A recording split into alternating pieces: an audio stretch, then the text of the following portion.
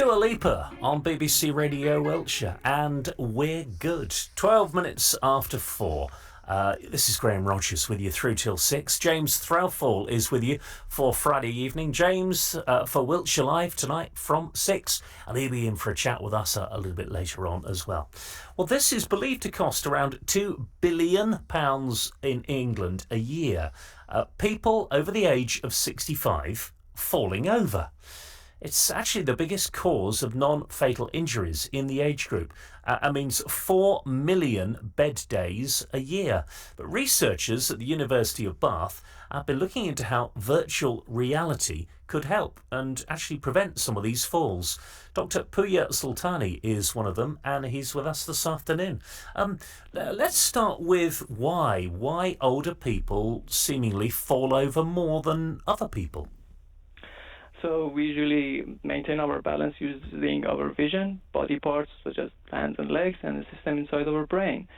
So among all these three systems, vision is considered as the most important one, and any changes to these three systems, either through medication or infections, can cause losing balance.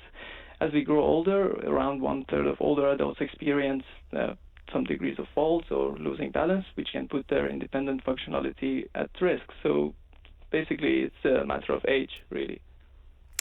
You're investigating how virtual reality could help with this. Do you want to explain more about this? Right. So virtual reality is such an amazing technology. It's been heavily used in the gaming industry, but researchers in the recent years have been using it in other areas such as education, rehabilitation, and military. That's why most of the time all these terms are coined as serious gaming. During the course of video gaming, you can earn points, timers, badges, leaderboards, and you can collaborate or compete with other people. So researchers are really including these gaming elements into their systems in order to make it more interesting and motivate people to continue. Over the years, various systems have been developed. Previously, you had to stay in front of a television in order to play these games, but newer systems are using head-mounted displays. It's a device that you put on your face, and you will see whatever is being presented to you. But there are some concerns. Obviously, they can block your vision, and it might lead to motion sickness or poor equilibrium. So together with my colleague Renato Andrade, who's a PhD student at the University of Porto in Portugal, we conducted this systematic review to understand whether the virtual reality systems can be used for assessing and training balance. We found that there is still not enough research, but similar results to traditional methods can be acquired. During the VR tasks, people usually acquire a more cautious behavior. They take more time. And virtual reality systems can also differentiate healthy and those with balance impairments. For the virtual reality itself, various elements can be added, removed, or modified in order to increase the difficulty.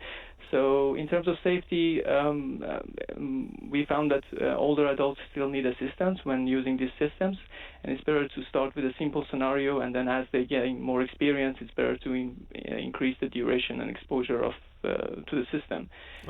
Forgive me interrupting. I don't understand how this is going to stop people falling over. So as everything is going to be very visual, for example, imagine that somebody wants to walk in the street, but then he is afraid of other people or hitting other objects.